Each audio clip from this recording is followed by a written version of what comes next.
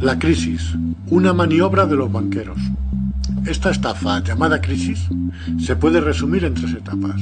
La primera etapa: los bancos son autorizados por la Reserva Federal y el BCE a conceder todo tipo de créditos, sobre todo hipotecarios, con las mayores facilidades al cliente. Para ello, la Reserva Federal y el Banco Central Europeo emitirán todo el dinero que les soliciten los bancos para conceder dichos créditos.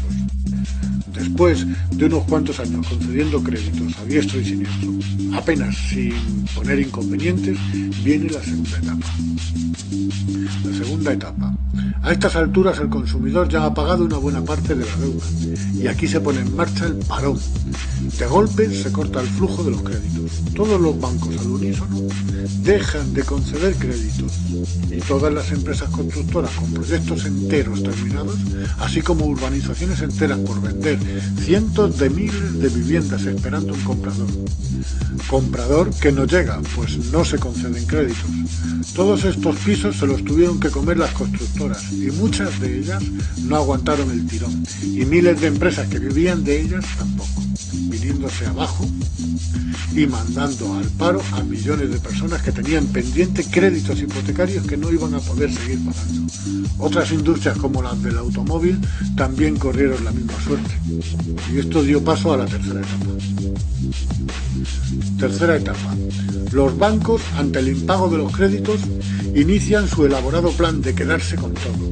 Los desahucios no se hicieron esperar, quedándose con las viviendas y dejando a sus propietarios en la calle y con la deuda que les faltaba por pagar. Quiero aclarar que un crédito es un dinero adelantado que va existiendo en la medida que el consumidor lo va pagando mes tras mes.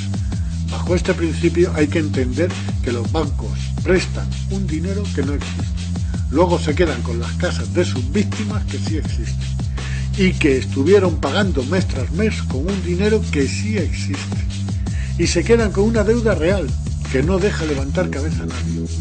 Esto no es la primera vez que ocurre, porque esto mismo ya lo hicieron en 1910 y en 1929 con el famoso crack del Octubre Negro. La gente, al igual que ahora, se tiraban por las ventanas. Fíjense en el reciente ejemplo de Bankia. Sus directivos dicen que no quieren los pisos, que prefieren el dinero. Pues bien, resulta que se les rescata con 25.000 millones de euros, cantidad que tiene que pagar el pueblo. Aparte, la propiedad de miles y miles de viviendas para negociar y especular con ellas. Y encima les sirve de excusa para lamentarse alegando que su activo está en propiedades, que no tienen liquidez. Veamos. Tienen una gran liquidez gracias al rescate que tendremos que pagar entre todos, más las propiedades de miles y miles de viviendas, y encima se quitan gastos, cerrando 1.500 oficinas bancarias, mandando al paro a más de 5.000 empleados. Esto es para meterlos en la cárcel. Pero ¿quién mete en la cárcel a los dueños del mundo?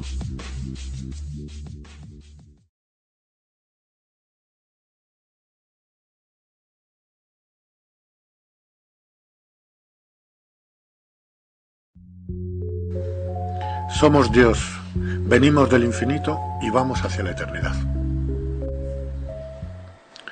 Quiero aclarar que este vídeo, aunque parezca estar dirigido a mentes muy abiertas, no es exactamente así. Todo lo que expongo va tan documentado que hará que nadie se quede indiferente.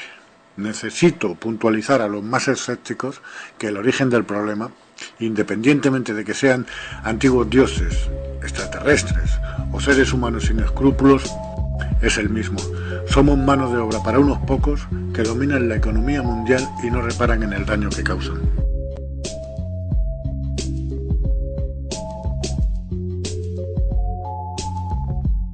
Muchos astrofísicos, entre los que se encuentran grandes sabios como Stephen Hawking, sostienen la teoría de que a medida que las condiciones en la Tierra se van deteriorando, convendría ir pensando en otras localizaciones en el espacio exterior.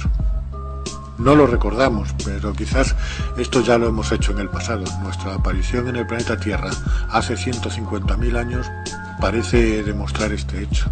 Fuimos viajeros y desde algún punto del universo llegamos hasta aquí. Tuvimos la tecnología para viajar por las estrellas, nos hicieron olvidar y empezar de cero. Hay gente entre nosotros que en aquel tiempo pasaron por dioses que parecen ser eternos y que guardan este secreto. Fueron dioses egipcios, griegos, escandinavos y fueron el dios de las 3 religiones monoteístas. Hoy solo son los dueños del mundo. Un gobierno mundial en la sombra. Comencemos esta historia desde el principio. Se han encontrado huesos humanos, restos con una antigüedad de unos 150.000 años. Puede que el hombre moderno lleve en el planeta cerca de 200.000 años. Su aparición, cómo llegó, su origen, es una incógnita. No podemos relacionar al hombre moderno con la línea de primates que la ciencia evolucionista ha seguido desde hace 3,5 millones de años, desde los primeros Australopithecus hasta el Neandertal. Parece que la única explicación es que vinieron desde otro punto en el universo o fueron creados aquí con ingeniería genética. En estos 200.000 años de existencia en el planeta, el hombre ha podido evolucionar tecnológicamente 5 veces, quizás 6 u 8.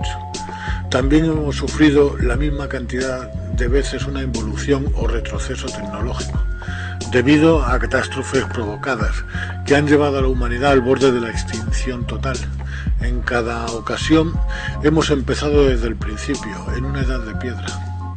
Por supuesto, no hay constancia de ello, ninguna prueba que demuestre este hecho. Es muy difícil encontrar objetos que pertenecieran a una civilización tan avanzada como la nuestra 50.000 años atrás. Sin embargo, algo sorprendente ha sido descubierto en una zona del sureste de África, muy cerca del puerto de Maputo. Siempre han estado allí, la gente se fijó en ellos antes, pero nadie podía recordar quién los hizo ni por qué. Se trata de los restos de una gran metrópolis que mide alrededor de 1.500 kilómetros cuadrados. Forma parte de una comunidad enorme de casi 10.000 kilómetros cuadrados, con una antigüedad que data de 150.000 a 200.000 años. Una civilización que pudieron ser los primeros humanos modernos, pertenecientes a la humanidad de la primera extinción. La actividad de esta metrópolis era la extracción de oro, ya que la zona es rica en yacimientos de oro y las miles de antiguas minas de oro descubiertas así lo atestiguan. Todo apunta a una civilización humana que fue creada para la extracción del oro en esta parte del mundo durante miles de años. Aquí se cumple una constante que viene dándose a lo largo de nuestra historia, y es que bajo los parámetros de yacimientos de oro, excavaciones y creación del hombre como mano de obra, es lo que veremos que se cumple en demasiadas ocasiones. Otro caso que también da mucho que pensar son esas prodigiosas construcciones de la llanura de Giza, en Egipto. Aunque la construcción de la Gran Pirámide de Giza se la atribuyen a los faraones del antiguo Egipto de hace 4.500 años, esta civilización, que estaba en la edad del cobre y con las herramientas que poseían, parece imposible que pudieran haber hecho ninguna de las 3 pirámides de la meseta de Giza. Con toda seguridad pertenecen a un pasado mucho más remoto del tiempo. En la Esfinge se han encontrado restos salinos que demuestran que en una época mucho más lejana en el tiempo estuvieron bajo las aguas marinas. Parecen guardar una formación como si estuvieran alineadas apuntando hacia algún lugar en el universo. Algunos han sugerido que apuntan directamente hacia el cinturón de Orión. En la construcción de la Gran Pirámide se emplearon casi 3 millones de bloques de piedras, de varias toneladas, elevándolas de grada en grada hasta una altura de 144 metros. La base que ocupa es de una extensión de 53.000 metros cuadrados y entre sus esquinas opuestas hay una distancia de 325 metros. ¿Cómo pudieron allanar el terreno para que solo diera un error de nivelación de 1 centímetro o poco más, cuando resulta que hoy en día con nuestra tecnología este error se nos iría a un mínimo de 10 centímetros? En el campo de la ingeniería es inexplicable qué tipo de grúa pudieron utilizar para elevar bloques de 20, de 40 y hasta de 60 toneladas a diferentes alturas. Cuanto mayor fuera la altura, mayor sería la longitud en paralelo con el suelo y mucho mayor el esfuerzo. Los conocimientos matemáticos de los egipcios, según los textos en papiros que nos dejaron, están muy por debajo de los que requiere esta formidable construcción. pues los cálculos matemáticos, a la vez que complejos, fueron perfectos. Debía de ser imponente, todo un espectáculo ver dicha construcción en pleno apogeo. Desconocemos qué tipo de herramientas se emplearon en la construcción de la Gran Pirámide, no pertenece a nuestro tiempo. Hubo otra humanidad que en un tiempo mucho más remoto construyeron esta magnífica obra. Posiblemente la humanidad que habitó este mundo entre la cuarta y la quinta extinción de hace más de 12.000 años. Hacia el año 400 a.C., un pensador y filósofo griego llamado Platón escribió algo sobre una civilización, la llamó la Atlántida, en un continente que se hundió, lo que provocó la desaparición de esta civilización. Platón nos dio en sus escritos toda clase de detalles, tanto de su avance tecnológico como el de su posición. Decía que la catástrofe ocurrió 9.500 años atrás. Si sumamos los 2.400 años hasta Platón, más los 9.500 años desde Platón hasta la desaparición de la Atlántida, nos da casi 12.000 años en total de la catástrofe. Y hasta ahora no hemos sido capaces de encontrar ni un solo ladrillo de dicha civilización. O quizás sí, la Esfinge o las pirámides de Giza. Esta información le llegó a Platón a través de su abuelo Critias, el cual se lo oyó decir, tal y como lo contaba Solón a su bisabuelo Antrópida. A Solón le llegó la historia de la Atlántida a través de dos sacerdotes egipcios, Sonquis de Seis y Xenofis de Heliópolis. Mientras Europa todavía no había salido del Paleolítico, los atlantes formaron una gran sociedad, con edificios, calles, fuentes y con un gran avance tecnológico para la época. Hay un fragmento del Critias que voy a relatar textualmente, y comienza así. Un gran imperio que avanzaba desde el exterior, desde el Océano Atlántico, sobre toda Europa y Asia. En aquella época se podía atravesar aquel océano, dado que había una isla delante de la desembocadura que vosotros, así decís, llamáis columnas de Hércules. Esta isla era mayor que Libia y Asia juntas, y de ella los de entonces podían pasar a las otras islas, y de las islas a toda la tierra firme que se encontraba frente a ellas, y rodeaba el océano Atlántico. Puesto que lo que quedaba dentro de la desembocadura que mencionamos parecía una bahía con un ingreso estrecho. En realidad era mar, y la región que lo rodeaba totalmente podría ser llamada con absoluta corrección tierra firme. En dicha isla Atlántida había surgido una confederación de reyes grande y maravillosa que gobernaba sobre ella y muchas otras islas, así como partes de la tierra firme. En este continente dominaban también los pueblos de Libia hasta Egipto y Europa hasta Tirrenia.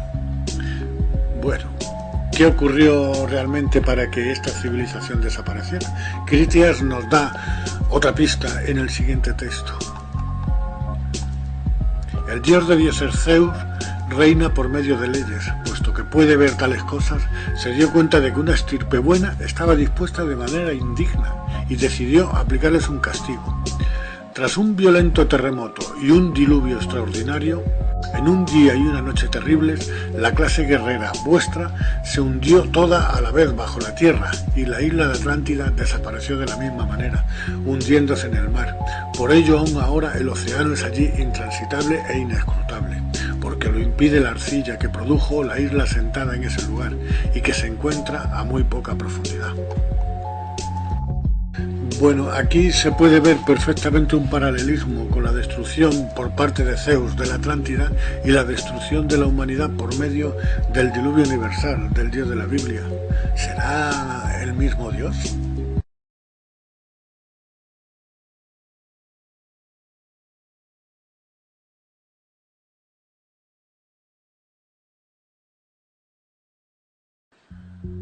Llegaron de algún punto del universo.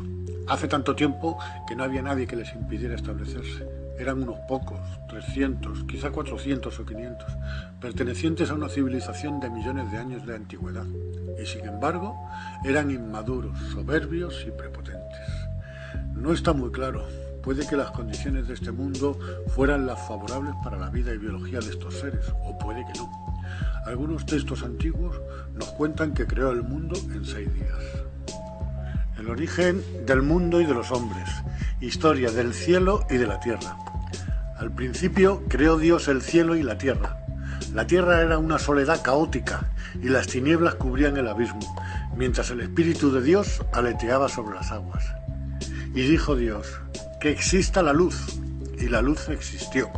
Vio Dios que la luz era buena, y la separó de las tinieblas. A la luz la llamó día, y a las tinieblas noche.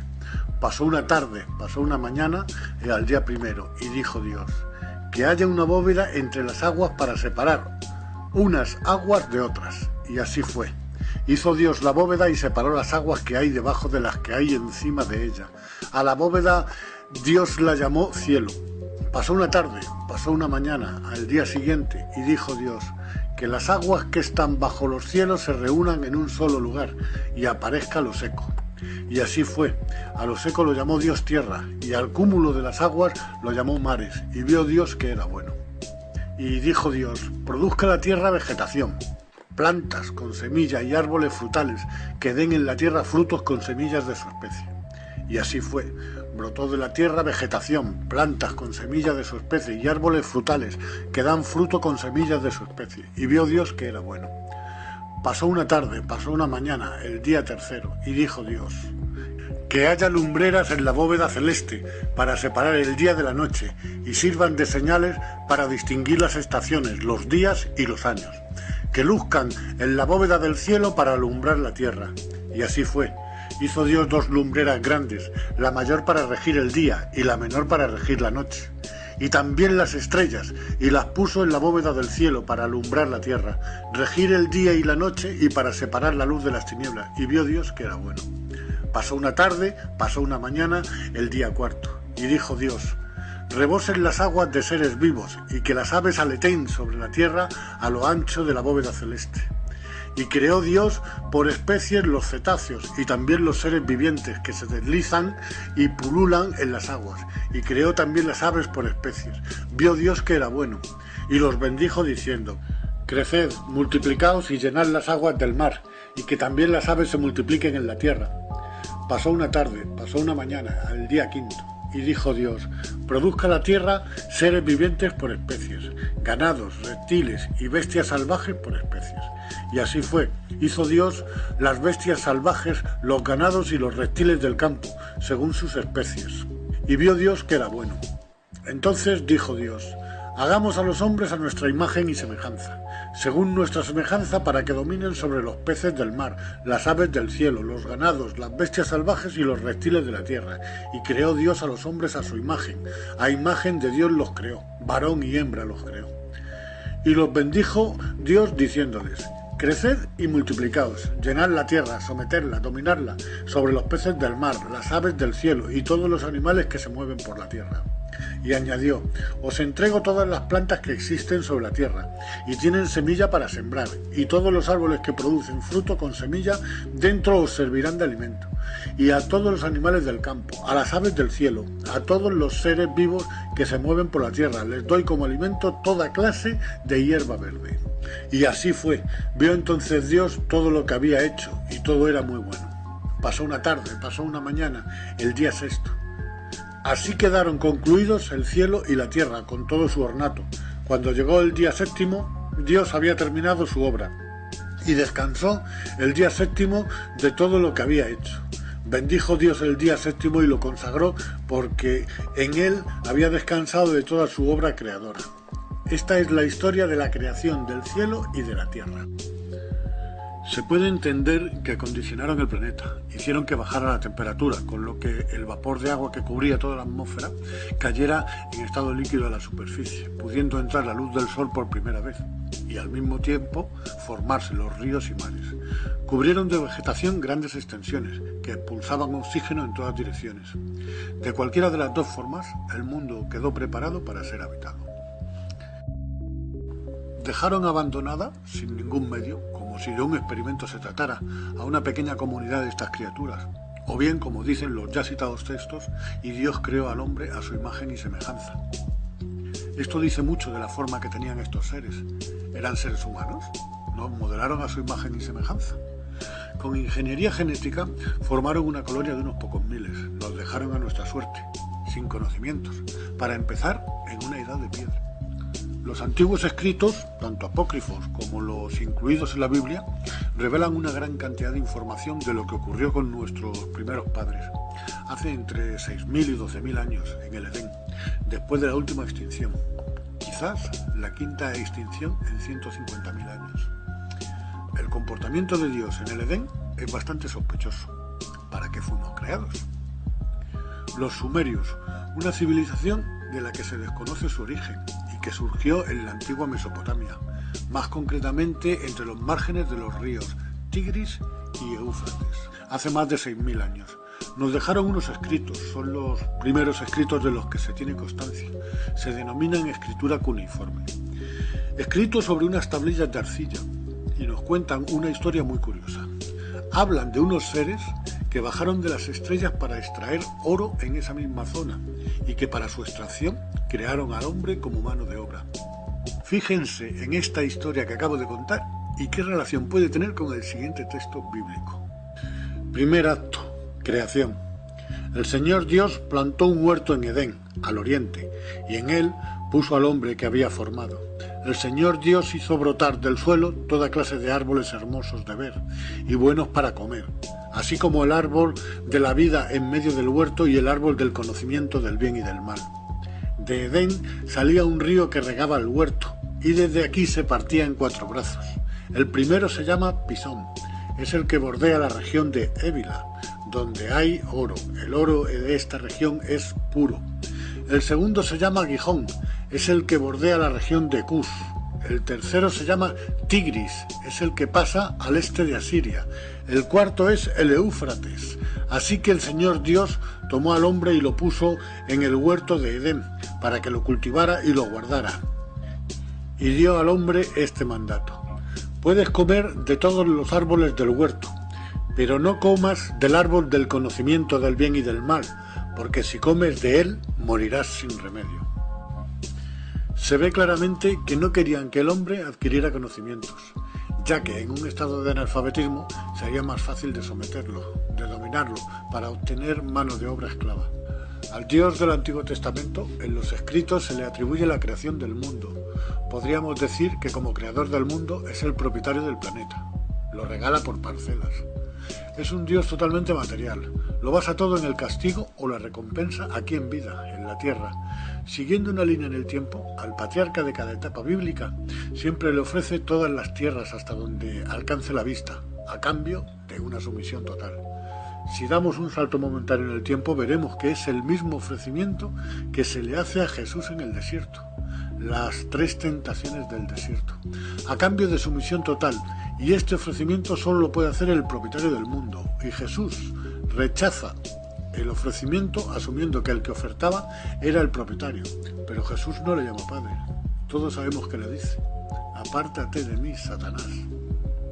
Este Dios promete a los patriarcas grandes riquezas y una descendencia más numerosa que las estrellas que se ven en el firmamento. Y nunca habla de la vida eterna, nunca habla del reino de los cielos, nunca habla de nuestra alma, de nuestro espíritu. ¿Por qué pide a los humanos sumisión, adoración y alabanza continua? Si es porque los ha creado, cualquiera diría que los ha creado para que les sirvan como esclavos, para mano de obra. Más adelante veremos cómo una herramienta llamada dinero la utiliza como medio de poder y de dominación, manteniendo a la población como mano de obra, que parece ser que es para lo que fue creada la raza humana. Fragmento del Génesis. Los hijos de Dios vieron que las hijas de los hombres eran hermosas y tomaron para sí como mujeres las que más les gustaron. Para empezar, ¿quiénes eran los hijos de Dios? ¿Eran ángeles, querubines, mensajeros o subordinados? En este caso, insubordinados tripulantes a sus órdenes. A Dios se le descontrola su propia gente y contaminan a la población terrestre. ¿Este es el Dios Todopoderoso? Parece el capitán de un barco pirata. Tuvo que haber un enfrentamiento entre ellos, por lo que se formaron 2 bandos en esta superraza, pues los textos hablan de batallas y fuego en los cielos. Hablan de un ángel caído, Satanás, que se atrevió a desafiar al Altísimo. No sé si era mejor o peor el que cayó. Sí parece claro que lucharon por ver quién iba a tomar el control del planeta. Fragmento del Génesis. Por aquel entonces había gigantes en la tierra, después de que los hijos de Dios se unieran a las hijas de los hombres, y ellas le dieron hijos. Estos son los famosos héroes de antaño. Esto último, por increíble que parezca, está incluido en la Biblia, y al hablar de famosos héroes de antaño se tiene que referir por fuerza a los héroes mencionados de la mitología griega, pues la zona coincide con la confluencia de los 3 continentes donde se desarrolló miles de años atrás dicha mitología. Según la mitología griega, Zeus era el dios de dioses. Platón habla de la destrucción de la Atlántida por parte de Zeus, sumergiéndola bajo las aguas. Relacionar a Zeus con el dios bíblico es una tentación por su lógica aplastante, porque con el mismo diluvio mató a 2 pájaros de un tiro. De una pequeña población se pasó a una más mayor, se fueron extendiendo y fueron formando pequeños núcleos o poblaciones. La edad de piedra dio paso a la del hierro y el bronce y a la ganadería y agricultura. Al Altísimo algo no debió de gustarle, pues de un plumazo exterminó a toda la población. Mandó un diluvio, una inundación que acabó con toda la humanidad. Solo salvó a un señor que sí era de su agrado, aludiendo que era buena persona. También salvó a la mujer de este por el mismo motivo, y a los 3 hijos que estos tenían, y a la mujer de cada uno de ellos.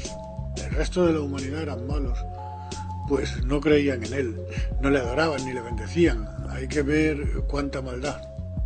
Después de 150 días de tener inundado el mundo, las aguas empezaron a retirarse, por lo que esta familia pudo asentarse en tierra firme, y comenzó de nuevo a aumentar el número de personas. Se puede deducir, toda la humanidad desciende de esta familia, repitiéndose de nuevo el aumento de población. Cuando la humanidad volvía a levantar cabeza, al Señor le volvió a disgustar algo y arrasó 2 poblaciones, Sodoma y Gomorra, que no le gustaban. Solo se salvó una familia, Lot, sobrino de Abraham y su familia, que mediante aviso divino abandonaron justo a tiempo Sodoma. Hacía uso de su tecnología para que sus apariciones ante algunos elegidos por él parecieran sobrenaturales o divinas. Fragmento del Éxodo. Dijo Moisés al Señor: «Déjame ver tu gloria». El Señor le respondió: «Yo mismo haré pasar delante de ti todo mi esplendor, y delante de ti pronunciaré el nombre del Señor. Yo protejo a quien quiero y tengo compasión de quien me place. Sin embargo, no podrás ver mi cara, porque quien la ve no sigue vivo». Un dios conseguía impresionar de tal manera que se rendían ante sus pies, les encomendaba misiones, les manipulaba a su antojo, dirigió a todo un pueblo durante 40 años hacia una tierra prometida en la que solo conocerían guerras, muerte y destrucción, con enfrentamiento entre ellos. Llevan 3.500 años de guerra, de odio y de muerte hasta la actualidad. El texto que viene a continuación es el pueblo de Israel de camino a la tierra prometida. Inmediatamente Moisés cayó rostro a tierra y le dijo: «Mi señor, si gozo de tu protección, que venga mi señor entre nosotros. Aunque este sea un pueblo obcecado, perdona nuestra iniquidad y nuestro pecado, y tómanos como heredad tuya». El Señor le respondió: «Mira, voy a establecer una alianza delante de todo tu pueblo. Realizaré grandes prodigios, como no se han hecho en ningún otro lugar o nación. Y el pueblo que te rodea contemplará mis grandes prodigios, porque voy a realizar algo admirable en tu favor. Cumple lo que yo mismo te ordeno hoy. Mira, antes de que tú llegues voy a desalojar a los amorreos, cananeos, hititas, pereceos, jebeos y jebuseos. Guárdate de establecer alianzas con los habitantes del país donde vas a entrar. Puede ser una tentación para ti si se quedan entre vosotros. Destruid sus altares, romped sus piedras votivas y talad sus árboles sagrados». Dios ordena destruir y saquear pueblos enteros, sin distinción de niños, mujeres y ancianos. La historia de la humanidad está llena de guerras continuas. Se ha matado en nombre de Dios, de Alá, de Yahvé, guerras y cruzadas asociadas a estos nombres. Realmente este Dios ha sido el Dios de la guerra. Ninguna generación ha pasado sin conocer la guerra en algún punto del planeta. Censo de las tribus y estatuto de los levitas.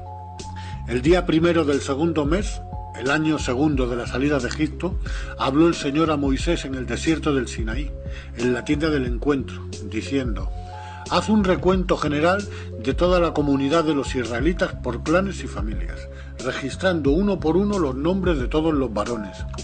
Tú y Aarón registraréis por escuadrones a todos los varones mayores de 20 años aptos para la guerra en Israel. Os asistirá un hombre por cada tribu, todos jefes de familia. Se puede ver claramente cómo este Dios organiza un ejército invasor, preparándolo para tomar posesión de una tierra ocupada por otros pueblos. Recuerdo pasajes de la Biblia, concretamente del Éxodo y del Levítico, la tienda del encuentro.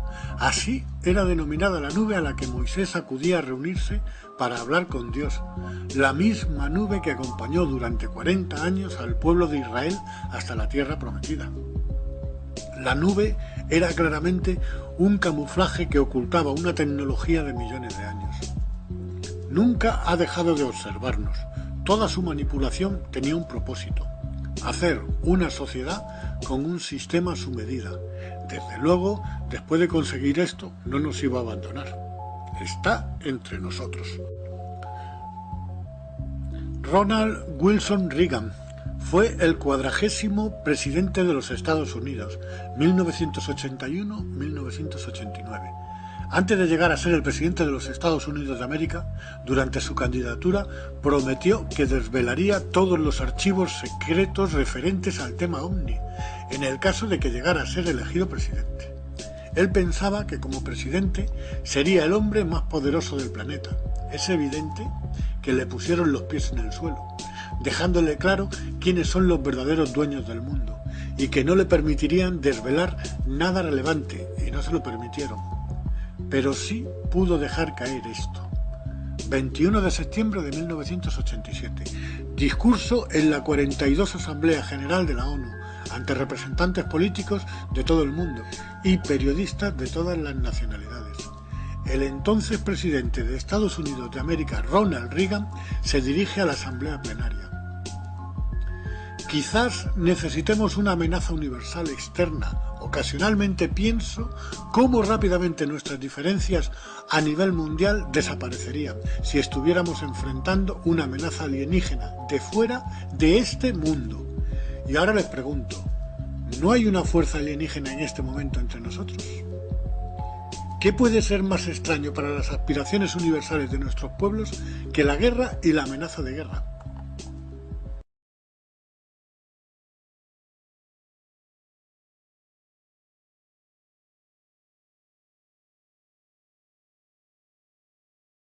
Si repasamos textos antiguos y sabemos ver qué se esconde tras ellos, veremos cómo hemos sido manipulados, cómo seres que se han hecho pasar por dioses nos han dirigido por caminos que solo a ellos les convenía. A lo largo de la historia de la humanidad, el hombre siempre ha sido manipulado por seres infiltrados en nuestra sociedad, que están tras un velo de indiferencia, huyen de la notoriedad y sin embargo son los que manejan los hilos y nosotros somos sus marionetas. Forman una sociedad cerrada, con un poder increíble, tienen un arma invencible, manejan la economía mundial con grandes entidades financieras, financian campañas políticas, ponen y quitan presidentes, son grandes magnates que poseen islas, yates de lujo, aviones privados y que aparentemente están fuera de la escena política y sin embargo compran a jefes y gobiernos de naciones. Aquellos que no se venden son asesinados o sufren golpes de estado financiados y muy bien organizados por ellos. Están obligados a utilizar nuestra tecnología actual en momentos puntuales, ya que su propósito es continuar infiltrado dentro de nuestra sociedad. Tienen el mundo a su disposición y mientras sigamos ignorantes de la verdad, seremos sus sirvientes. Pero de ninguna manera renuncian a su tecnología. Tienen colaboradores que son conocedores de la verdad y que venderían a su madre por $1. Realmente a quien han vendido es a la humanidad. Estos colaboradores y conocedores de la trama tienen cargos de gran relevancia en los gobiernos más poderosos del planeta. De vez en cuando desclasifican archivos de avistamientos OVNI que solo tienen interés para los amantes del tema y que no ven lo que se esconde detrás de esto. Lo que nunca van a desclasificar es la trama. Los Estados Unidos, la primera potencia mundial.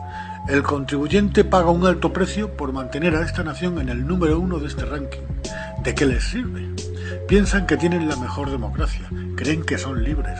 No hay mayor pena que aquella en la que te hacen creer que eres libre y sin embargo estás privado de libertad. Cuando un pueblo es consciente de que le falta libertad, que hay un régimen opresor que está abusando de los derechos de las personas, el pueblo terminará rebelándose contra el agresor. Pero si a este pueblo le hacen creer que es libre, que tiene poder de decisión, que pueden elegir a sus líderes, este pueblo no hará nada por rebelarse, porque piensa que no hay motivos, aunque estén enviando a morir a sus hijos en frentes de guerra por varios puntos del planeta, y al mismo tiempo endeudando al contribuyente, y que en realidad es de lo que se trata. En los Estados Unidos hay dos fuerzas políticas, demócratas y republicanos. Cada 4 años se enfrentan en unas elecciones para ver cuál de los dos consigue más votos y así colocar a su candidato en la presidencia. Detrás de estos dos partidos hay un poder oculto, una sociedad secreta tan poderosa que hace temblar a los cargos políticos más poderosos del mundo. Esta sociedad es la que maneja los hilos de la trama. Ponen por parte de los demócratas un candidato a la presidencia. A este le financian su campaña electoral a cambio de concesiones importantísimas, tales como seguir controlando la Reserva Federal. Y hacen exactamente lo mismo con el candidato republicano. Luego le dicen al pueblo, tomad, elegir al que queráis. ¿Realmente os va a dar lo mismo? Una vez que el pueblo estadounidense se ha decidido por uno de los dos, al nuevo presidente le ponen un asesor, que realmente más que asesor es el controlador del presidente. Actualmente coincide que este asesor es el presidente de la Reserva Federal de los Estados Unidos. Curiosamente, el asesor de Barack Obama, que es del bando demócrata, es Ben Bernanke, y este mismo señor fue el asesor del anterior presidente por el bando republicano, George Bush. El presidente de los Estados Unidos tiene que seguir el guión que le den. Si se sale de este guión, se escapa del control al que le tienen sometido, solo le puede ocurrir una cosa: morirá asesinado de la misma manera que John F. Kennedy. ¿Quiénes están detrás de esta sociedad? Familias banqueras, los Rothschild, los Morgan, los Warburg, los Rockefeller, Seligman, Reder, Speller. Su plan se ejecuta durante milenios, más allá de sus vidas. La función que estos sujetos dan al dinero es la de constituir un instrumento de poder y de dominación, en lugar de un medio de cambio. A finales de noviembre de 1910, el senador Nelson W. Aldrich y el secretario adjunto del Departamento del Tesoro, A.P. Andrews, y 5 más de los financieros más importantes del país, que en conjunto representaron cerca de un cuarto de la riqueza del mundo, llegaron a la Jekyll Island para discutir la política monetaria y el sistema bancario. Un evento que algunos dicen que fue el ímpetu para la creación de la Reserva Federal.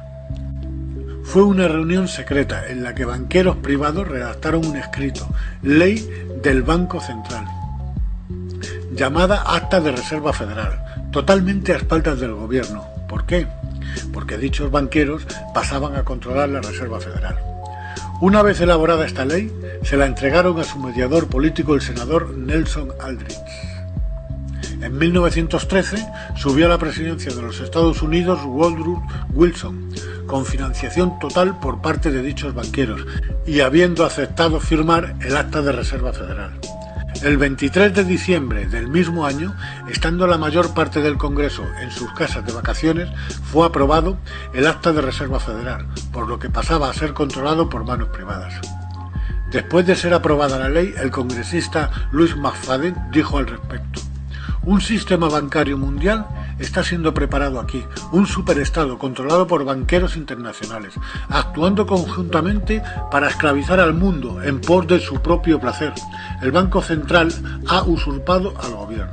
Años después, el propio Woodrow Wilson escribió arrepentido: nuestro sistema de crédito está concentrado en manos privadas. El crecimiento de la nación y, por consiguiente, de todas nuestras actividades está en las manos de unos pocos hombres, quienes necesariamente o por motivos de sus propias limitaciones congelan, frenan y destruyen la genuina libertad económica. nos hemos transformado en uno de los peor gobernados, uno de los más controlados y dominados de los gobiernos del mundo civilizado. No más un gobierno de libre opinión, no más un gobierno de creencias y del voto de la mayoría, sino un gobierno de la opinión y coacción de un pequeño grupo de hombres. Meyer Rothschild, banquero alemán, fundador de la banca Rothschild. Permítanme emitir y controlar la moneda de una nación, y no me preocuparé por quién haga las leyes. La viuda de Meyer Rothschild escribió en 1847: no se preocupe usted, no habrá guerra en Europa, mis hijos no proveerán el dinero para ello. Sir Josiah Stamp, presidente de los ferrocarriles británicos y del Banco de Inglaterra, dirigiéndose a 150 profesores de la Universidad de Texas en el año 1929. El sistema bancario fue concebido en la iniquidad y nació en el pecado. Los banqueros internacionales poseen la tierra, quitarles todo lo que tienen, pero dejarles el poder de crear depósitos. Y con unos cuantos plumazos crearán los suficientes depósitos para recuperarlo todo otra vez. Pero si les quitáis el poder de crear dinero, todas las grandes fortunas desaparecerán, incluyendo la mía, y este será un mundo mucho más feliz. Pero si queréis continuar siendo esclavos de los bancos y pagar los costos de vuestra propia esclavitud, dejadles continuar creando depósitos. El segundo presidente de los Estados Unidos, John Adams, 1735-1826. La historia registra que los banqueros han utilizado toda forma de abusos, intrigas, engaños y de medios violentos para mantener su control sobre los gobiernos mediante el control del dinero y su emisión. Thomas Jefferson, tercer presidente de los Estados Unidos, 1745-1826. Creo que las instituciones bancarias son más peligrosas que un ejército. Si el pueblo americano alguna vez permite a los bancos privados controlar la emisión de moneda, los bancos y las corporaciones que crecerán alrededor de ellos privarán al pueblo de su propiedad, hasta que sus hijos despierten sin casa en el continente que sus padres conquistaron. Abraham Lincoln. El poder del dinero rapiña a la nación en tiempo de paz y conspira contra ella en tiempos de adversidad. Es más despótico que la monarquía, es más insolente que la autocracia, más egoísta que la burocracia. Denuncia como enemigos públicos a todos aquellos que cuestionan sus métodos o arrojan luz sobre sus crímenes. Yo tengo dos grandes enemigos, el ejército sureño en el frente y los banqueros en la retaguardia. De los dos, el de mi retaguardia es mi gran enemigo. Las corporaciones han sido entromizadas y sobrevendrá una era de corrupción en altos niveles. El poder del dinero del país se esforzará en prolongar su reinado, trabajando en perjuicio del pueblo, hasta que la riqueza sea concentrada en las manos de unos pocos y la república sea destruida. Curiosamente fue asesinado. Reginald Maquina, miembro de la Cámara de los Comunes, 1924, dirigiendo la palabra en el Millet Bank. Me temo que al hombre de la calle no le gustaría saber que los bancos pueden crear y de hecho crean dinero. El volumen del dinero en existencia varía solamente con la acción de los bancos, acumulando o reduciendo los préstamos. Los que controlan el crédito de una nación dirigen la política de su gobierno y tienen en sus manos el destino del pueblo. El sistema mundial financiero está en manos privadas y dominan al sistema político de cada país y la economía del mundo, con los bancos centrales del mundo actuando de forma concertada.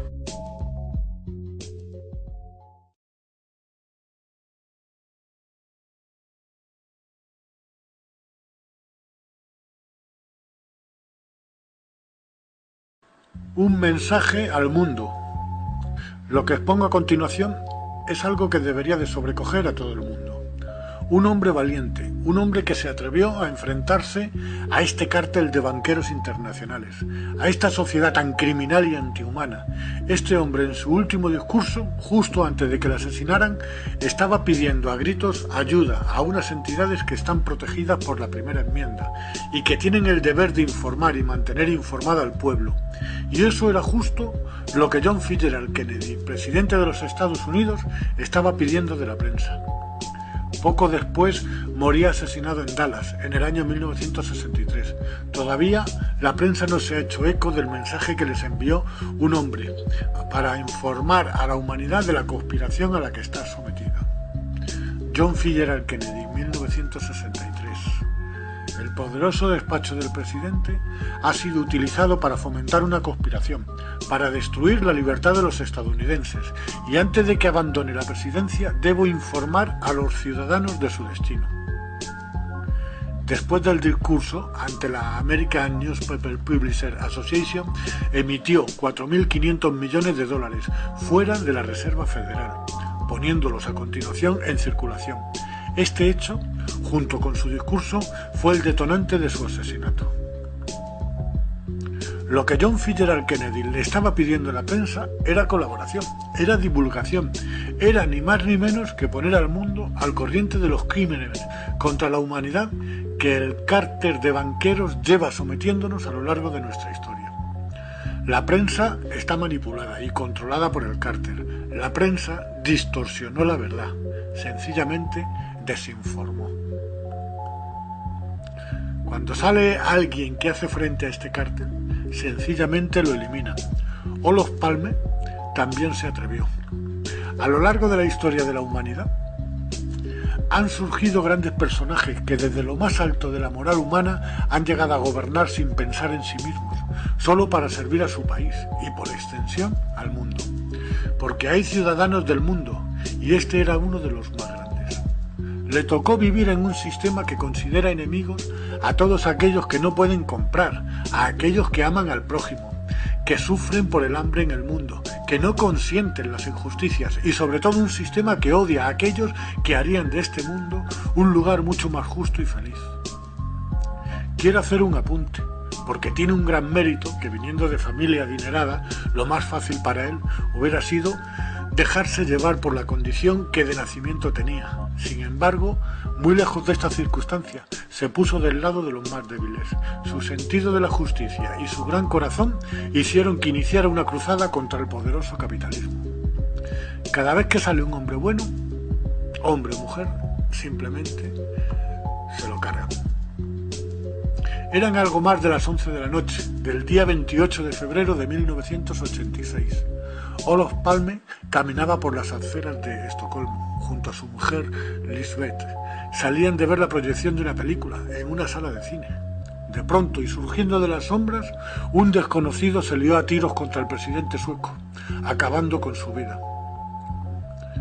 Olof Palme fue el presidente en Suecia entre las fechas del 14 de octubre de 1969 al 8 de octubre de 1976 y volviendo a repetir presidencia el 8 de octubre de 1982 al 28 de febrero de 1986.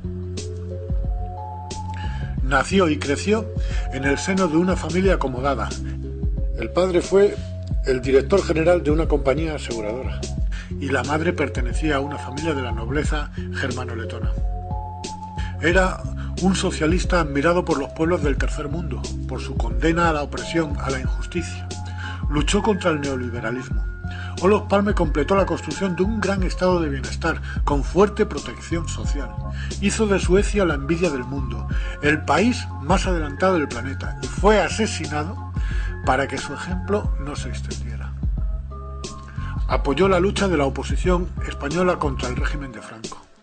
Criticó a Estados Unidos y expresó su simpatía con el régimen de Vietnam del Norte, en plena guerra contra Estados Unidos.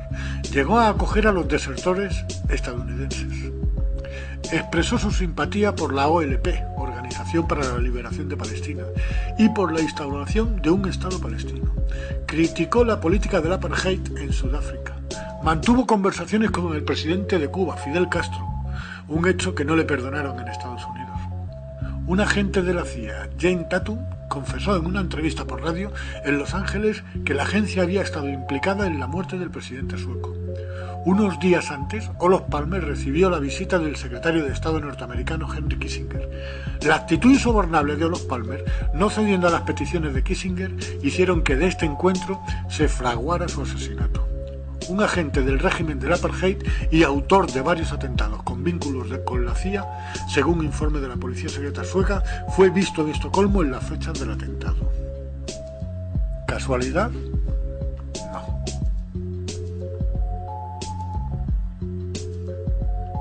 Banco Central y colapsos. Definición de Banco Central, sacada de un fragmento de C. James. Banco Central. Es la institución que produce la moneda de una nación. Existen dos poderes específicos en la práctica del Banco Central: el control de las tasas de interés y el control del suministro de dinero o inflación.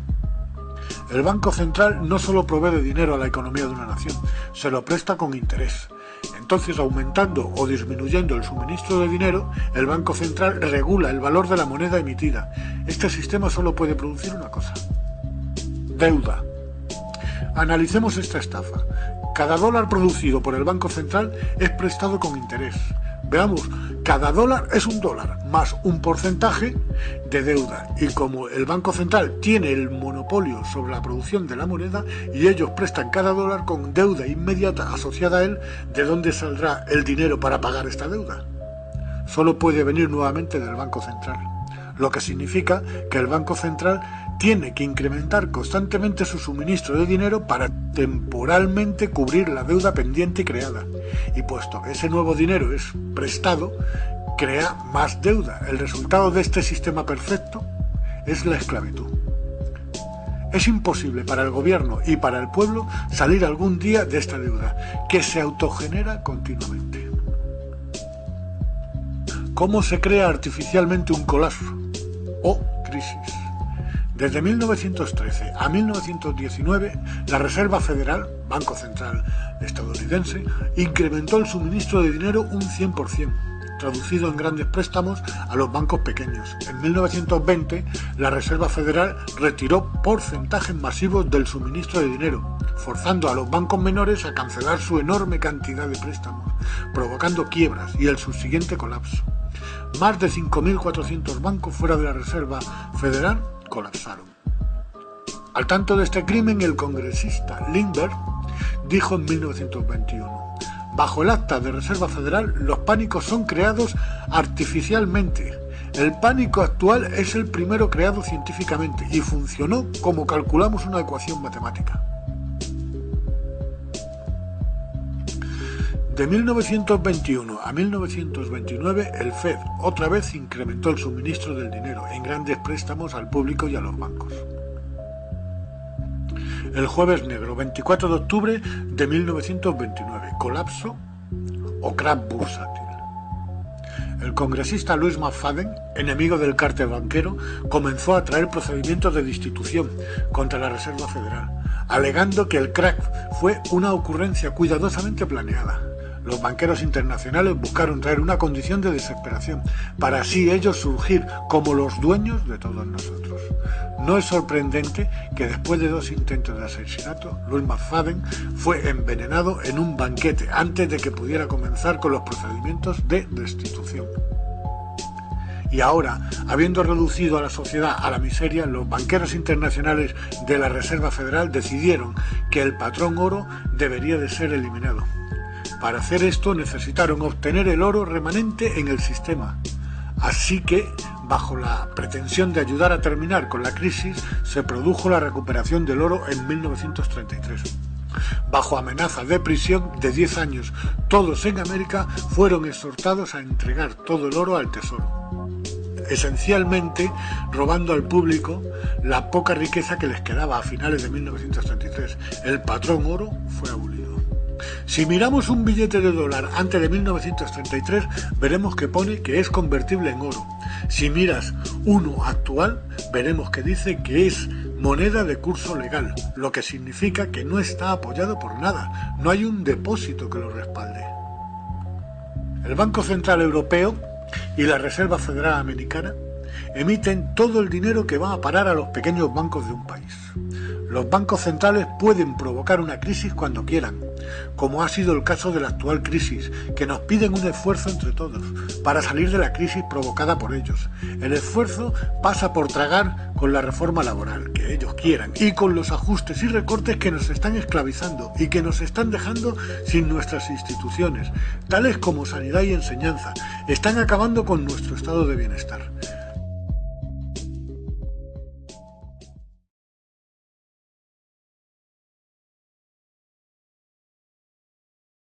La crisis y su estado actual, y la relación que ésta guarda con los banqueros internacionales. Cuando estos deciden reunirse es motivo de preocupación, porque se reúnen con el fin de restarle libertad al ciudadano. Utilizan el dinero como un instrumento de poder y de dominación, en lugar de un medio de cambio. La crisis mundial que se padece desde la primavera de 2008 ha sido creada artificialmente por estos señores. En una de sus ocultas reuniones llegaron a un acuerdo: cerrar el grifo de los créditos, todos al mismo tiempo, y así dejó de circular el dinero. Todos aquellos productos que por su alto coste necesitaban de un crédito dejaron de venderse y se vinieron abajo empresas tales como constructoras y empresas satélite que vivían de ellas. Se fueron a la quiebra y como consecuencia millones de trabajadores pasaron a las listas del paro. Industria del automóvil y empresas satélites bajaron sus ventas de tal manera que algunas quebraron y otras consiguieron sobrevivir recortando gastos con el famoso ERE, expediente de regulación de empleo, con lo que millones de trabajadores pasaron al paro. Bajó el poder adquisitivo del consumidor y se vieron arrastrados todos los sectores, y el paro fue el destino para demasiada gente. La población activa iba en disminución y los parados en aumento. Esta situación dio lugar a la obligación de aceptar a los gobiernos reformas laborales muy drásticas y privar a los trabajadores de los derechos que tantos años les costó ganar. Los presidentes de los gobiernos preparaban a la población para que estos se concienciaran con las medidas que se iban a adoptar, con discursos que no se creían ni ellos mismos. De esta crisis salimos entre todos, con el esfuerzo de todos. Se les olvidó decir de todos los trabajadores, de toda la clase trabajadora. Los países que se resistían a imponer reformas en su mercado laboral fueron atacados con especulaciones muy malintencionadas contra su economía. Especulaciones que han sido capaces de tirar abajo economías de países. Primero fueron a por Grecia, con ataques especulativos contra su economía, que fueron aumentando día tras día. El gobierno se resistía a imponer a su pueblo las medidas de reforma que desde el Banco Central le llegaban, y esto hizo que los ataques especulativos llegaran de manera masiva, haciendo caer la economía griega. Con una Grecia quebrada, entró el plan de rescate de la Unión Europea. Los gobernantes griegos no tuvieron otra alternativa que agachar la cabeza y tragar con todo lo que esconde este plan de rescate. A cambio de 110.000 millones de euros, el gobierno griego comenzó con las reformas laborales que desde el Banco Central Europeo y la Unión Europea le dictaron y le seguirán dictando. En la actualidad van a por el segundo rescate, porque con esta deuda Grecia pasa a ser un país de segunda o tercera división dentro de la Unión Europea. Grecia acumula una deuda que jamás podrá pagar. Después los ataques especulativos fueron a por Irlanda. En este caso el rescate fue de 85.000 millones de euros. Y volvió a ocurrir lo mismo que con Grecia. Después los ataques fueron dirigidos contra Portugal y volvió a ocurrir lo mismo. Luego contra España e Italia, aunque estos, viendo lo que había ocurrido con Grecia, Irlanda y Portugal, accedieron a las peticiones de reforma antes de que cayeran en la ruina. El gobierno de España fue felicitado por la presidenta alemana por las reformas laborales que éste anunció como medidas contra la crisis y que estaba a punto de imponer a su clase trabajadora. ¡Cuánta hipocresía! ¡Qué ironía! Si son las medidas sugeridas por el BCE y la Unión Europea para que no vuelvan las especulaciones con denominación de origen alemán. El anterior gobierno español bajó el sueldo a los funcionarios, subió los impuestos, congeló las pensiones y redujo la ayuda al desempleo. También subió la edad de jubilación, también subió el mínimo de cotización a la seguridad social de 15 a 25 años. Subió la gasolina, el tabaco, el alcohol, son productos de donde sacan más del 50% de su valor en impuestos. También subió el gas y la electricidad. Habrá nuevas reformas que añadir a las anteriormente citadas, ya que el nuevo gobierno que acaba de entrar, que tan solo lleva 12 meses en el poder, ya han vuelto a reducir el salario a los funcionarios. Les han quitado la paga de Navidad, además de haber reducido su número, mandando a miles de personas al paro, tales como policías, bomberos, profesores de educación, sanitarios, bajando la seguridad y la calidad de nuestras instituciones, hasta el punto de hacerlas insostenibles, con el propósito de acabar privatizándolas, y todo ello para afrontar la crisis que han provocado los bancos, porque nuestra clase política, la más corrupta de toda Europa, colabora al 100% con el cártel de banqueros. El rescate a España está próximo, a cambio la esclavitud del pueblo. Las aguas no van a volver a su cauce, Pienso que nada va a ser igual que antes. Nos han sacado de un estado de prosperidad y de un acercamiento entre clases cada vez más justo. Hay un gran poder inhumano que desde lo más alto se ha dado cuenta de esta circunstancia y dando un golpe contra la justicia humana, están instaurando poco a poco un nuevo orden. El estado de bienestar que nos proporcionaban nuestras instituciones públicas nos las van recortando de tal manera que en un plazo muy breve no nos quedará nada más que el recuerdo de cuando gente humilde acudía al médico, pedían un número y eran atendidos sin preguntarles el saldo bancario, sin pedirle tarjeta de crédito. Pronto veremos cómo la clase trabajadora no tendrá una escuela pública donde mandar a sus hijos, con unos sueldos cada vez más recortados, no podrán pagar la enseñanza privada. Crecerá el analfabetismo y la cultura será un privilegio para unos pocos. Hace 8 o 9 meses el actual gobierno retiró todas las subvenciones para I+D+I, inversión, desarrollo e innovación, por lo que todos nuestros jóvenes ingenieros están buscando su futuro en el extranjero. Por otro lado, son famosos los recortes que también este gobierno ha hecho a la enseñanza pública, tanto en escuelas, institutos como en universidades. ¿Qué está preparando este gobierno para los hijos del pueblo? Inevitablemente los que ya son ingenieros no pueden quitarles el título, pero sí se les abre camino, se les está echando hacia otros países. Por primera vez las matrículas para aprender alemán superan a las matrículas para aprender inglés. Así que ya sabemos a qué país irán la mayoría de nuestros ingenieros. Allí se quedan las ideas, los proyectos y las patentes de las grandes marcas de electrodomésticos, automóviles, etc. Y aquí quedarán las grandes fábricas de montaje, para que los peones monten las piezas. Allí ingenieros, aquí peones. Por otro lado, con los grandes obstáculos económicos que este gobierno está preparando para futuros ingenieros hijos del pueblo, a ver qué empleado de la clase trabajadora va a ser capaz de darle una carrera a su hijo. Este gobierno quiere mandar a todos los hijos del pueblo por una vía, y es la formación profesional. Así, la formación de los hijos de trabajadores irá para la formación en un trabajo, en un engranaje, donde saldrán peones de montaje, fontaneros, electricistas, albañiles, auxiliares y con un poco de suerte administrativos, sanitarios, etc. En definitiva, en mano de obra, y además en mano de obra cada vez más barata, cada vez más esclava, más arrastrada. Quieren volver a basar nuestra economía en el ladrillo.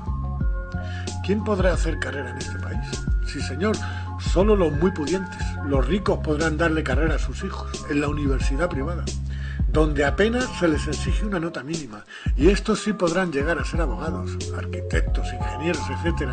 Están haciendo que las diferencias entre los ricos y la clase trabajadora sea enorme. El actual ministro de Educación, Cultura y Deporte, Ignacio Webb, en detrimento de la enseñanza pública, está financiando con dinero público a la enseñanza privada. Parece que el nuevo orden es hacer de España y de los países de la periferia de la Unión Europea zona de mano de obra. Parece una clara provocación o un desafío a la clase trabajadora de todos los estados o países afectados. Esta crisis, a todas luces artificial, no ha sido atajada por los gobiernos implicados como debiera, sino todo lo contrario. Las medidas que se supone debían de solucionarla, lo que han hecho ha sido agravarla, y no de manera accidental. Han sido unas medidas impuestas por el gran capital que controlan el Banco Central Europeo y la Reserva Federal estadounidense.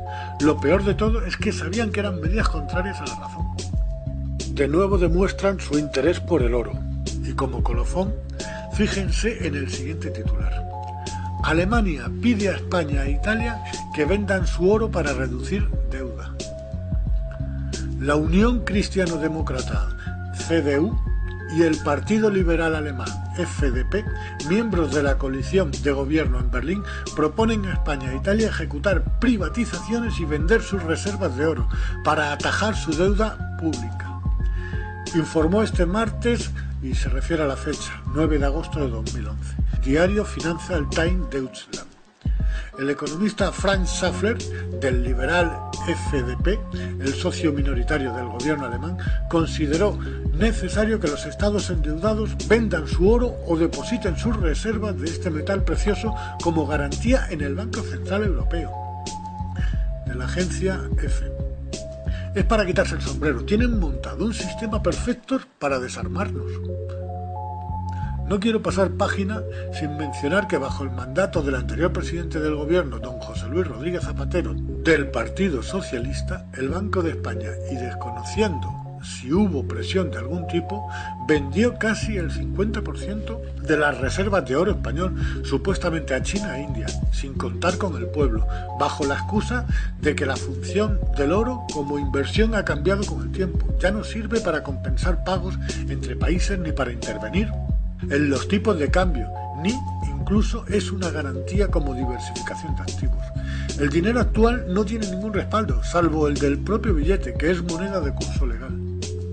Que nos expliquen entonces por qué no para de crecer el precio del oro y por qué ese interés de partidos políticos del gobierno alemán en que España e Italia depositen sus reservas de oro en el Banco Central Europeo. ¿Quién está verdaderamente detrás de estas compras? Seguro que son los mismos que llevan detrás de él desde el principio de los tiempos. Diferencia entre el antiguo billete convertible en oro y el actual, de moneda de curso legal. Billete convertible en oro. Misión de intercambio entre productos, que es para lo que se creó. Y billete moneda de curso legal. No tiene ningún respaldo y contrae altos intereses de deuda. Misión, robar, estafar y endeudar de por vida al contribuyente. Nos están pisando y no levantan el pie. Todo lo contrario, aprietan más. La deuda nos mantiene bajo su pie y aquí está el verdadero propósito de esta crisis provocada. Y es ni más ni menos que mantener al mundo endeudado y a su población trabajando toda la vida para pagar una deuda impagable a la vez que eterna. Ahora, bajo un mundo dominado por estos banqueros internacionales, junto con sus colaboradores políticos, dan instrucciones de cómo implantar e ir introduciendo poco a poco estas reformas.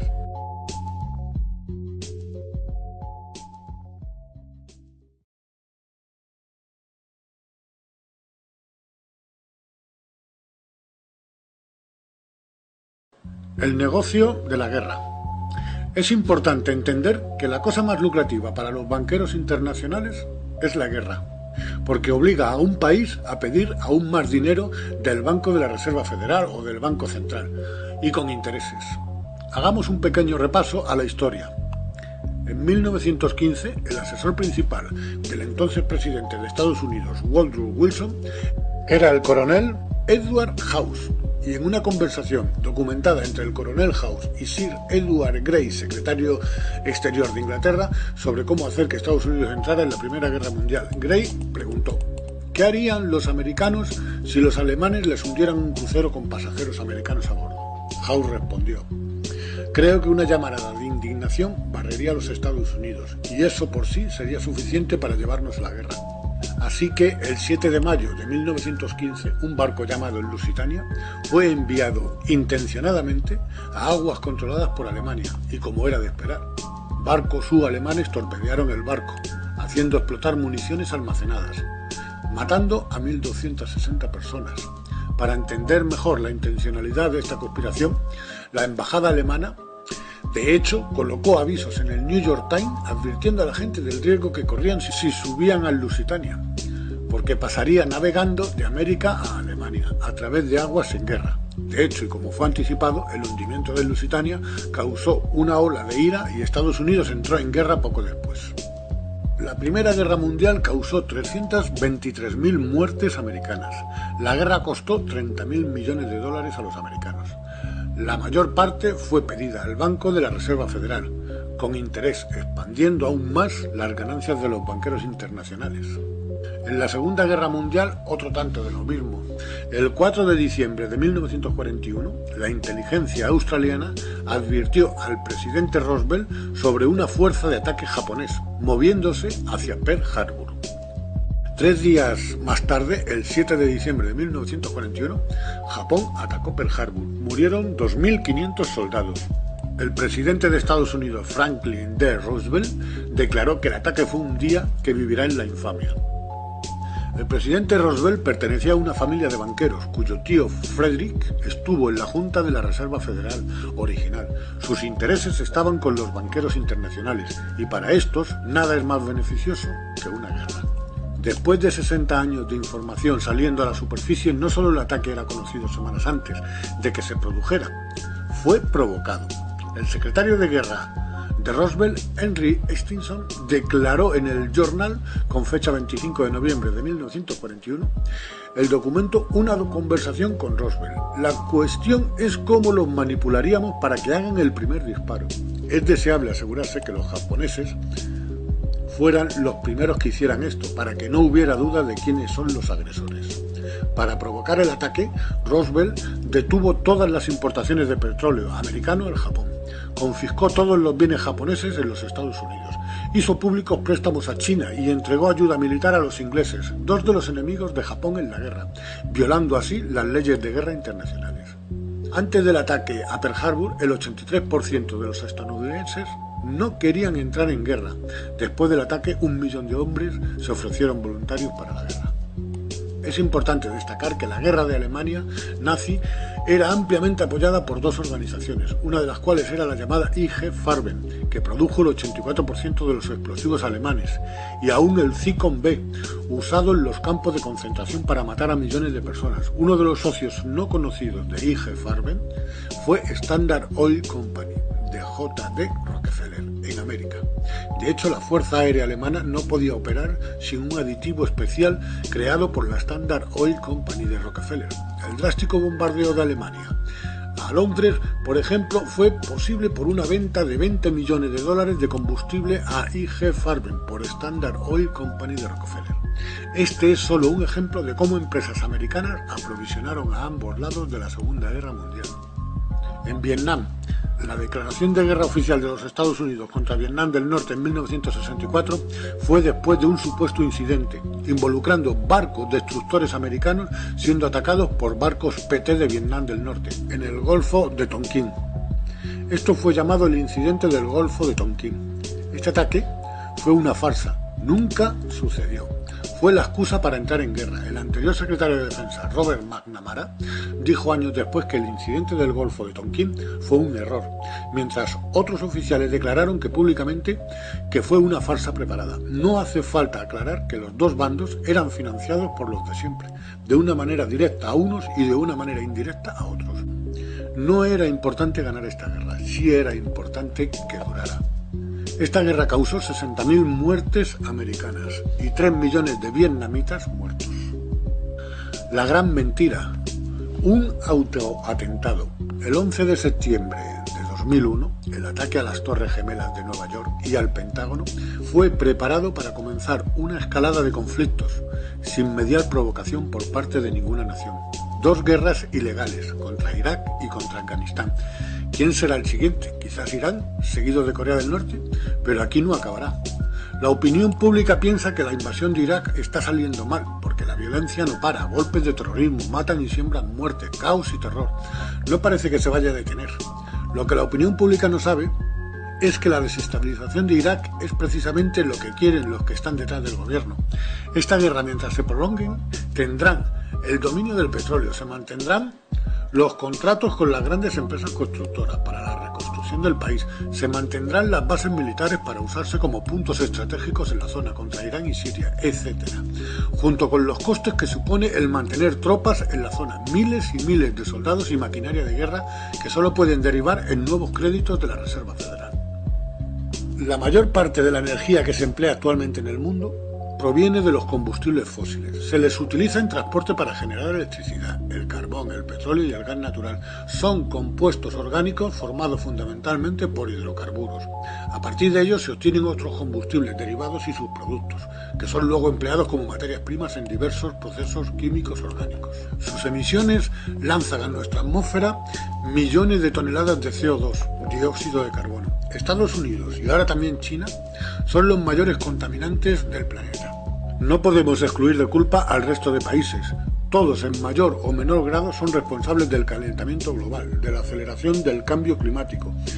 Esto es lo que mueve hoy el mundo. Con petróleo, gas natural y carbón producen electricidad y calefacción a nuestros edificios de viviendas y oficinas, a las fábricas e industrias con inmensas chimeneas, lanzando dióxido de carbono a la atmósfera y con sus desechos contaminando ríos, pantanos y mares, con los desplazamientos de vehículos terrestres, públicos y privados, desplazamientos de aviones con enorme tráfico aéreo, desplazamientos de navíos marítimos, grandes superpetroleros con sus consiguientes derrames que causan tanto daño a las aguas marinas, a la vida en el mar, a nuestras costas, verdaderas catástrofes medioambientales. Las grandes compañías petroleras se están cargando el planeta, porque no quieren parar. Desde hace mucho tiempo ha sido una mina de oro. Lo importante es ingresar sumas de dinero en el presente, porque del mañana ya nos ocuparemos. Las compañías petroleras no van a permitir que prosperen otro tipo de energías más limpias, sin emisiones renovables, hasta que no se agote el petróleo.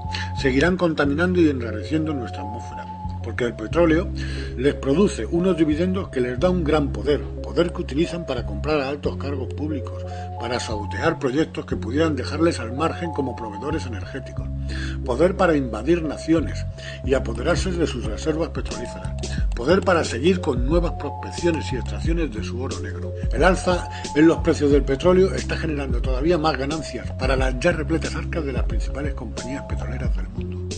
Deberían de grabárseles mayores impuestos e invertirlos en energías renovables, energías limpias, que no maltratan este maltrecho mundo, energías tales como, por ejemplo, la energía eólica, la energía solar, el hidrógeno, motores de agua, baterías de almacenamiento eléctrico, es el vehículo eléctrico y, sobre todo, el electromagnetismo. Esta última es la energía del futuro, ya que el petróleo no es ilimitado y llegará un día que se acabe, cosa que por otra parte nos beneficia. ¿Cómo podemos aprovechar esta fuente energética? Vean la siguiente maravilla de ingeniería japonesa. Es el tren maglev. La mayor velocidad registrada de un tren maglev fue de 581 km/h en Japón en 2003, utilizando un gran número de imanes para la sustentación y la propulsión usando levitación magnética. El sistema funciona gracias al efecto Mesmer, con materiales superconductores que son capaces de transportar electricidad y al combinarlo con el magnetismo de los imanes se convierte en un material diamagnético capaz de hacer levitar. Utilizando los polos positivo y negativo de cada electroimán, conseguimos el efecto de atracción y repulsión, y simplemente cambiando la polaridad, conseguimos que el tren se ponga en marcha, sin fricción en la vía, ausencia de contacto físico entre el raíl y el tren. La tecnología de levitación magnética tiene el potencial de superar velocidades inimaginables al vacío, aunque aquí, en el interior del planeta, su velocidad se verá limitada por la resistencia al aire. Este método tiene el potencial de ser totalmente limpio, mucho más rápido, silencioso y suave que los sistemas de transporte colectivo sobre ruedas convencionales, propulsados por combustibles fósiles. Otro claro ejemplo de energía electromagnética es el siguiente. Cerca de Ginebra, en Suiza, está el famoso LHC, el acelerador de partículas. El LHC es el acelerador de partículas más grande y energético del mundo. Usa un túnel de 27 kilómetros de circunferencia, creado para el Gran Colisionador de Hadrones. Más de 2.000 físicos e ingenieros de 40 países y cientos de universidades y laboratorios han participado en su construcción. El propósito de esta supermáquina principalmente es el de recrear el gran Big Bang, explosión que dio origen al universo. Dentro del acelerador de partículas, dos haces de protones son acelerados en sentidos opuestos hasta alcanzar el 99,9% de la velocidad de la luz, con el propósito de que al colisionar entre sí, veamos qué clase de partículas se forman. Las partículas que resulten de estas colisiones serán examinadas minuciosamente. La energía para llegar a alcanzar estas velocidades es ni más ni menos que el electromagnetismo. El sistema empleado consiste en 9.300 potentes imanes conductores dispuestos a lo largo de los 27 kilómetros de la circunferencia del acelerador. Parece que dominamos los principios de la energía electromagnética, no solo en la teoría, sino que, como se ha visto en los ejemplos del tren de alta velocidad maglev y el acelerador de partículas, también en la práctica. ¿A qué estamos esperando para crear vehículos y naves impulsadas por el electromagnetismo?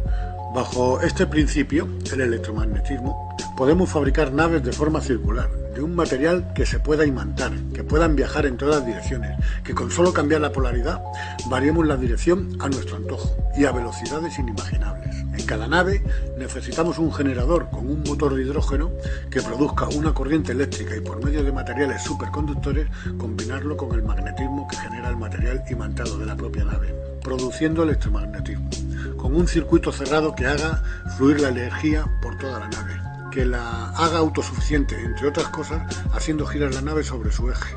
Será capaz de producir una gravedad artificial, generará un campo magnético a modo de burbuja y ha de ser mucho más potente que el terrestre, que nos proteja de las llamaradas y vientos solares y de las radiaciones cósmicas. En su interior, un universo independiente que la aísle del exterior, de la energía cinética, de la inercia que nos estrellaría contra sus paredes internas, dentro de la cual seremos totalmente ajenos a las maniobras de la nave, por muy bruscas que éstas sean. A la pregunta de que si es posible fabricar una nave así, la respuesta es muy sencilla, porque resulta que ya existen. Son miles y miles los avistamientos que año tras año se van acumulando del fenómeno ovni. Se ha escrito mucho sobre el tema, hay textos bíblicos que las describen. La referencia a ovnis en los tiempos bíblicos es constante. Son representadas en antiguas pinturas, se llevan paseando por nuestro mundo desde la aparición del hombre moderno. Hoy en día son muchos los testigos que las han observado atónitos y que al contarlo se les toma por locos.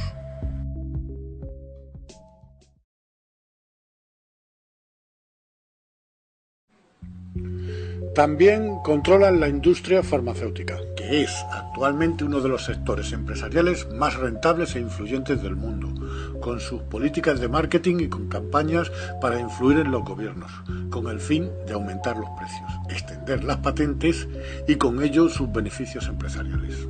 Llevan décadas creando mutaciones, manipulando organismos bacteriológicos, híbridos, entre diversas variedades de virus, provocando enfermedades a puerta cerrada, buscando un virus letal. Todo ello preparado en sus laboratorios. Hipócritamente hacen que se promulguen leyes internacionales contra las armas químicas y bacteriológicas. También ponen en estado de alarma al mundo sobre enfermedades frecuentemente inofensivas, haciéndolas pasar por peligrosas pandemias, con objeto de incrementar la venta de medicamentos. El ejemplo más reciente es el de la gripe A. Se hizo presente por primera vez a finales de marzo de 2009 en México. Recordemos el estado de alarma mundial que se creó alrededor de esta gripe. Al poco tiempo, después de unas cuantas miles de muertes, y solo cuando ellos quisieron, dieron a conocer la noticia de que habían creado una vacuna. Con toda seguridad, esta vacuna fue creada al mismo tiempo que la propia enfermedad. Y al mismo tiempo les hizo parecer como héroes, salvadores. Vendieron miles de millones de dosis de estas vacunas en todo el mundo. En el caso de España, el gobierno compró 25 millones de dosis. Lo gracioso fue que luego la famosa gripe A desapareció de manera espontánea y todavía puede sonar a chiste, pero resulta que las cepas de la gripe común son más letales. Y es que la tasa de mortalidad de la gripe A es aún inferior a la de la gripe común. La gripe de toda la vida produjo más muertes en el periodo de vigencia de la gripe A que esta misma, pero solo se mencionaban las muertes producidas por la gripe A. La industria farmacéutica hizo unos ingresos de una cuantía impresionante, llenaron bien sus arcas y ahora, mientras piensan en su siguiente maniobra, España, al igual que un gran número de países, no sabían a quién colocarle las vacunas. Vean el ejemplo de Francia. Después de adquirir 94 millones de dosis para contrarrestar la gripe A, Francia inició en el mes de julio de 2010 la reventa del excedente de las vacunas para aligerar la carga de la factura, tras haberse mostrado la pandemia mundial menos grave de lo previsto. No podemos olvidarnos del SIDA, su tratamiento es costosísimo y son muchos millones de personas las que padecen de esta enfermedad. Para la industria farmacéutica es un verdadero filón. Si indagamos en el origen de esta enfermedad, vamos a chocar contra uno de los mayores secretos que existen. El VIH, virus causante del SIDA, parece ser una combinación de dos virus que por sí solos jamás hubieran mutado en el VIH. El VISNA, una patología cerebral del ganado ovino que no se contagia al ser humano, y el HTLV-1, una forma de leucemia que ataca a las células T, linfocitos, son un tipo de glóbulos blancos que forman parte del sistema inmunitario. Estas células ayudan al cuerpo a combatir enfermedades. La única explicación posible a este fenómeno es que alguien hubiera producido un híbrido de estos dos virus mediante ingeniería genética. La explicación oficial es que se había originado en África y que pasó de entre unas determinadas especies de monos al hombre. Lo que tira por tierra esta versión oficial son las fechas, ya que los primeros casos documentados de SIDA en África datan de 1983, mientras que mucho antes, en 1979, comenzaron a registrarse casos entre la comunidad homosexual de Nueva York. Recuerdo un artículo en un periódico de la fecha, hacia el año 1980. En dicho artículo se hablaba de la aparición de una nueva enfermedad, por la cual iban a morir en las próximas décadas millones de homosexuales. Parece que este proyecto se le fue a alguien de las manos. O tal vez no. El chip prodigioso. Radiofrecuencia e identificación. En 2005 el Congreso, bajo la pretensión de control inmigratorio y la llamada guerra contra el terrorismo, aprobó el acta de identificación real, bajo el cual se proyectó que en mayo de 2008 sería requerido llevar una tarjeta de identificación federal que incluye un código de barras escaneable con tu información personal. Sin embargo, este código de barras es solo un paso intermedio antes que la tarjeta sea equipada con un módulo de seguimiento por RFID de Verit Chip, que usará radiofrecuencia para seguir todos tus movimientos por este planeta. Si esto te suena extraño, debes saber que el chip de seguimiento por radiofrecuencia e identificación ya se encuentra en todos los pasaportes americanos. Y el paso final es el chip implantado, el cual ya varias personas han sido manipuladas para aceptarlo bajo diferentes pretextos. El propósito final es que llevemos implantado este chip de la misma manera que lo llevan nuestras mascotas. El chip llevará toda la información del sujeto que lo porta. También llevará información de su saldo bancario, haciendo las funciones de tarjeta de crédito. No dispondremos de dinero en efectivo, conocerán tu posición exacta en cada momento. El control de la población será total. Fíjense en esta profecía de Daniel. Apocalipsis 13, 16, 17. La segunda bestia. Hacía que a todos, pequeños y grandes, ricos y pobres, libres y esclavos, se les pusiese una marca en la mano derecha o en la frente, y que ninguno pudiese comprar ni vender, sino el que tuviese la marca. Esta profecía se puede cumplir a corto plazo. Aquel sujeto que por cualquier motivo sea considerado subversivo, que se rebele contra dicho sistema, sencillamente le será anulado el chip en las funciones que ellos quieran. Nunca en el de posicionamiento, pero sí le arrebatarán su identidad. No es ciencia ficción, es algo que irán imponiendo poco a poco, hasta el punto de que lo aceptemos como algo natural, como si fuera por nuestra propia seguridad. Para ello cometerán un acto terrorista de gran impacto, por el cual acusarán de su autoría al grupo extremista que mejor les parezca, y los buscarán quizás en Afganistán, en cuevas en las que nunca habitó nadie. Desde este vídeo hago un llamamiento a los gobiernos de todas las naciones del mundo para despojar a los banqueros internacionales, para quitarles el control del dinero, a esos mismos gobiernos que se sacudan del dominio al que están sometidos por este cártel.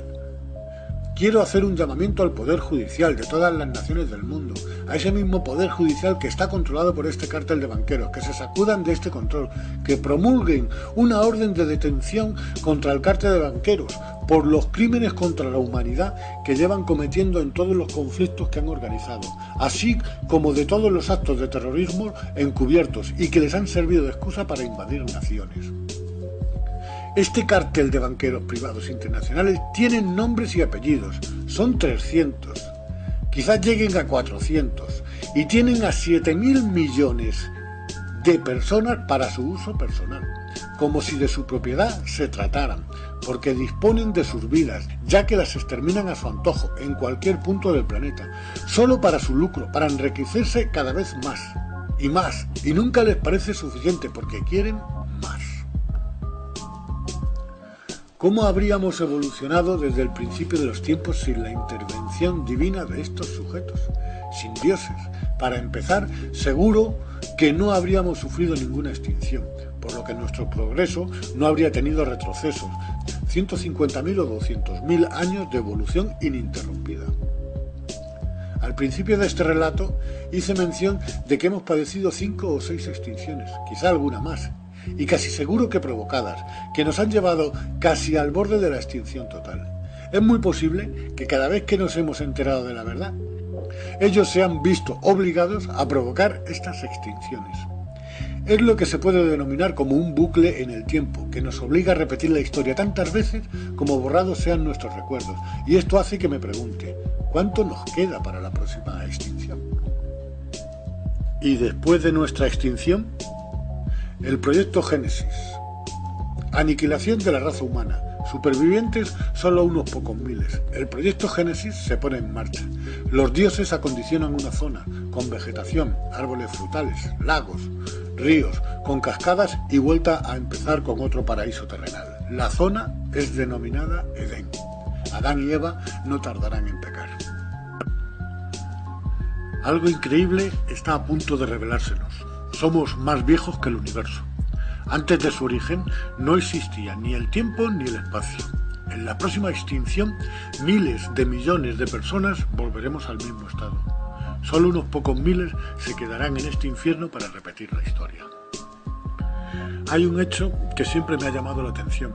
Es la declaración de mucha gente que, habiendo estado muerta, muerte técnica durante minutos o incluso horas, en estas declaraciones la gran mayoría coincide en un hecho, y es que ven pasar toda su vida delante de ellos en pocos segundos. Ven hasta los detalles más ínfimos, recuerdos ya olvidados de tiempos muy remotos, cosas, hechos y acciones de nuestro pasado que marcaron nuestra conducta. Nuestra conciencia nos va diciendo qué es lo que hicimos bien y qué es lo que hicimos mal. Remordimiento de conciencia. Realmente esto es un examen de conciencia y somos nosotros quienes nos juzgamos por nuestras acciones. Nosotros decidimos si ascendemos, si pasamos a otro nivel superior en el camino a la eternidad, o bien tendremos que quedarnos en este lugar para seguir perfeccionándonos en la siguiente reencarnación. Porque nosotros somos Dios, venimos del infinito y vamos hacia la eternidad.